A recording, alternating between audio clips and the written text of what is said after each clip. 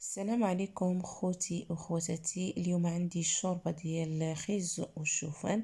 المهم عندي جوج كيسان ديال الشوفان، عندي جوج خيزوات، 3 ديال الفرماجات، البزار والملحه. المهم كناخدو طنجره كنديرو داك خيزو وكنزيدو عليه دوك جوج كيسان ديال العنبه ديال الشوفان. من بعد كنزيدو ديك المليحه وشويه ديال الابزار، كندير واحد المعلقه ديال الزيت البلديه اولا معلقه ديال الزيت ديال الزبده، وكنخليو كلشي حتى كيطيب مزيان على هاد الشكل هكايا.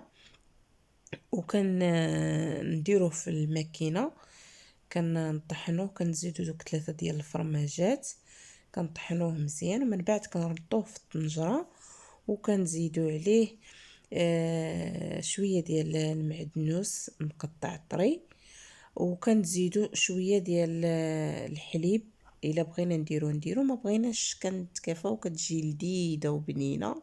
ومن طبيعه الحال ها هي كتجي على هذا الشكل هذا. ما نعاودش لكم، جات رائعه وما بينش فيها داك ليكو ديال خيزو، يعني بعض المرات كيبان لينا في لاصوب، يعني هذا ما بانش.